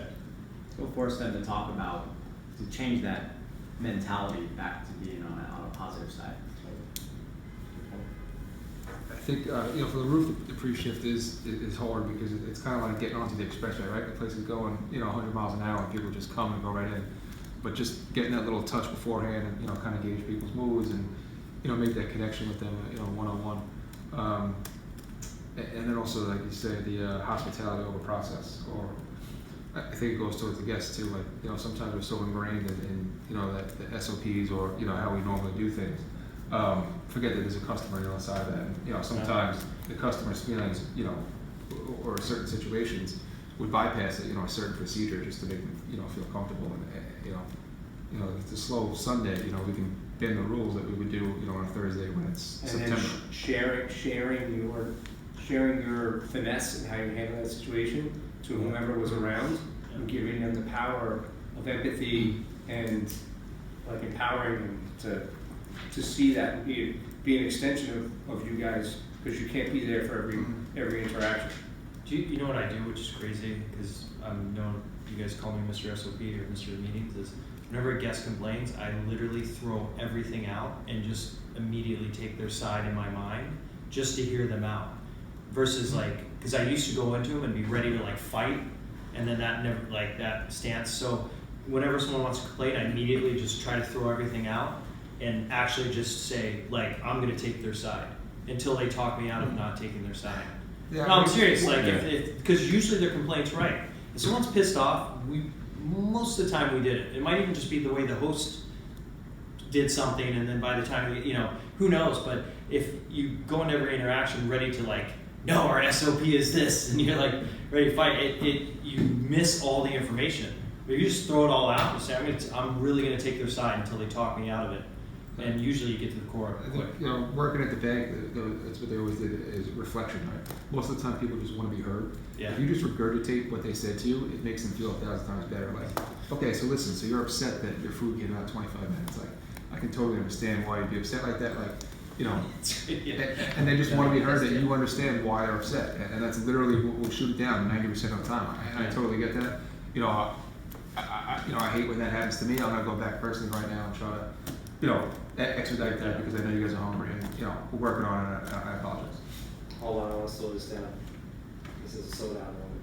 Say what you just said again about reflection. Reflection, so, people just want to be heard, so if they come to you with a problem and, a customer complains or whatever, if you just regurgitate, what they said, it makes them feel like they just heard. Do you personally use that tool? Do you say Yeah, almost verbatim, say it back to people? Yeah, so for whatever they complain about, hey. It's definitely something that should be shared. Absolutely, that's a great technique. You get that with us? Let us talk. Yeah. Awesome. I guess, kind of what Matt was talking about, Winnie's with the table, just, how one little tweak in the system, right, that can really throw someone's experience off. So it's really honed in on making sure what's coming out of our employees' mouths and what we want, and educate them as to why. Because I won't lie, sometimes I'll say that because you're oh, we're so busy, all I have, but and you think you're promoting a busy venue, but you're kind of insulting them. I think each venue has that part of the venue where the hostess automatically says, we do have this, but it's trademark. We got something out in the lounge, and automatically shit, we're getting a terrible table, or we only have something in the barrel room, or every venue has that part where the hostess is in their head is gonna say, hey, it's not as good as the other table, which we got But to the crazy thing stop is, saying. each one of those can be sold as a unique Right. experience. Right? Yeah, So absolutely. we have this awesome barrel room self taps at the tables. We have the chef's counter. You're getting an intimate experience with the chef at our Chef's Counter, Parker and Quinn. You know, we have Winnie's, we have Live Jazz, the lobby, a trademark. Now we have music. That's a great sale. So there's always a way. I mean, just saying we have a great table, just even that, without even getting into it, is an easy one. You say to them, we only have the barrel room, talking to them like You're already they talking know about the it. venue and they don't, you know. And you're already They're talking like, about well, what's that? Where's room? that? Rather than, yeah, we have a great table, you can pour your own beers, not talking about where it is and what it is. Just bring it. Yeah, here's the quiet meeting room. Yeah. The living room. Selling that living room. So I'm gonna forward you guys Mike's opening statement. You guys all have access to Dropbox, double check. You have access to the menu folders. It's IGCH menus, double check. That is the most up to date. And then, you know, if you guys have questions from each other, stuff that you each, let's, you know, like you guys talk to each other, right? There's, you know, we have a structure here, but like some of us are stronger at one thing than the other. Let's have those conversations. Do we have the ability to upload to our own, like RRT, or is that something Jenna has to do? Well, for menus, don't touch menus. Just if Jenna is air traffic control on menus, so if you see something's out of date, shoot her an email and she'll get it up to date. With the training folders, I trust you guys, and I'm saying it's okay to update the training folders. Just please look through it and be accountable, right? Make sure that your stuff is tight and it's up to date, right? That's on you guys. Because I you know, the 5 day in one venue to the other anymore is so different. I'd rather you guys do that. The menus, Jenna's getting directly from Mena. She's putting in there, she's updating. So if you see a menu's out of place, just let Jenna know, right? You both have. All right. Thank you all very much for coming. Thank you. Appreciate it. It's one step closer to world domination.